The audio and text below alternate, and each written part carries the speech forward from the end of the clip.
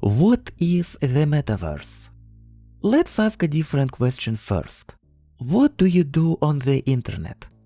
You watch shows on Netflix, you tip streamers on Twitch, you play games on PlayStation, you watch videos on YouTube, you chat with people on WhatsApp.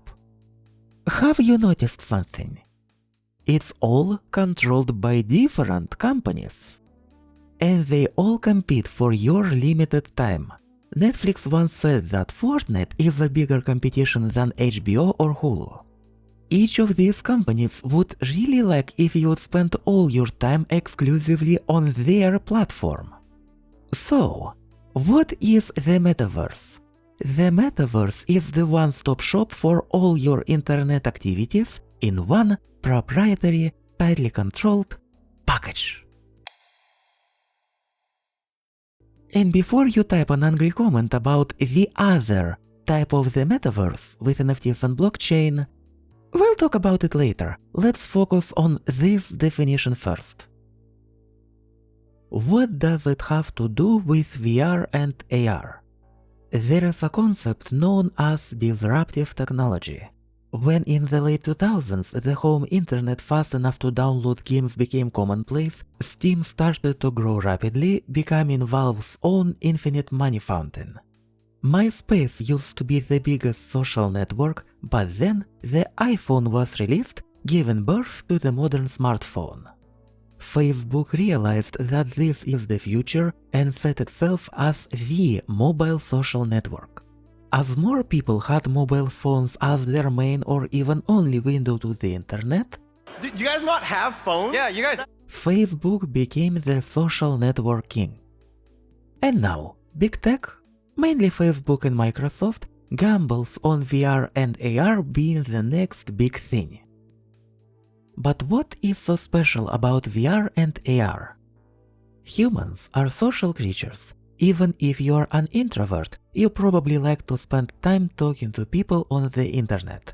But it's not quite the same as talking in person. VR, however, gets close enough for a lot of people. And it has its conveniences. You don't need to walk or drive. You can talk to anyone across the planet. You can use means of expression not available in real-life conversations. You don't even need to clean up your house and can even skip your daily routine. Your metaverse avatar doesn't even need to resemble your physical self. And unlike computers and smartphones, VR can be so simple that even your grandma can understand it.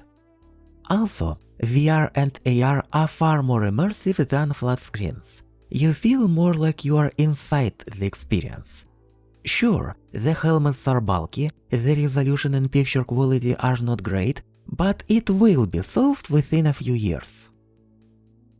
So, what's the catch?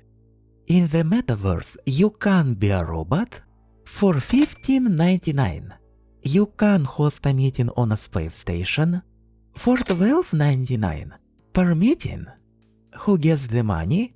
Facebook or Microsoft or whoever happened to own the specific metaverse that will become the one everyone uses.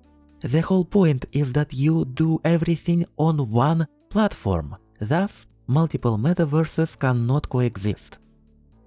Do you like loot boxes, which are totally not gambling? You can have them in the metaverse too. Is Facebook becoming a monopoly that consumes more and more services across different areas? What are you talking about? It's just one app that happened to do everything. Who cares if your VR device that has no reasonable competition has to use this app? Vendor lock-in is totally legal and moral. Ask these guys and everyone who defends this practice. Do you want to buy virtual land which could be infinitely replicated, but the metaverse owners decided to introduce artificial scarcity so that they can make more money? You can have that too. Because who would want to just have your virtual world for free? With any features you can find on GitHub. Such a thing would never get mass appeal. Never. Sarcasm aside, if you spend all your time in the virtual world controlled by one company and the legal machine is hopelessly behind, as usual, things can go south very quickly. And it will. That is the point. Making as much money as possible is the point of a for-profit company.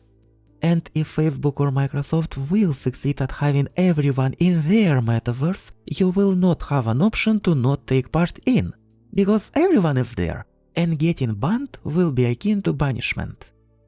You might have heard that people with default skills in Fortnite get bullied. Now imagine that, but on the most immersive social platform ever existed. What does Metaverse have to do with NFTs and blockchain? So far, we've been looking at Facebook's and Microsoft's vision of the Metaverse, where they own and control it. It's scary, so people naturally thought of a decentralized Metaverse instead. This would be our decentralized currency, and this would be our decentralized property system. Hold on. Why do we need to have currencies and properties in the Metaverse? Why would you want to buy virtual land instead of just having your own virtual world for free? Why would you want to pay money for a virtual thing, including your own appearance, instead of just downloading it from GitHub? Virtual space and virtual things by their nature have infinite supply and can be replicated and delivered for free. And it's not a utopia. Minecraft is a prime example of an experience where you can have infinite worlds, upload custom skins, install open source mods, and connect with friends. And with zero money involved after the initial purchase. Mojang, why you ruin my argument? The reason why people want a virtual world is to escape the real one, and to escape its nasty downsides, such as limited land, goods costing money, and wealth and social inequality. There is no need to sell or buy things in the Metaverse. Facebook insists on artificial scarcity because it would make them money. This also applies to Fortnite, TF2, and pretty much anything with microtransactions. It's there solely to make them money, and it's in your best interest to never have any price tags in the Metaverse. This deserves its own video. If you are from the future, it should be right here. There is one caveat, besides coordination, that makes free decentralized Metaverse very hard. Hosting. Let's say you want to have your virtual world, but your device is too weak. Or what if you want people to visit your virtual world when you're offline?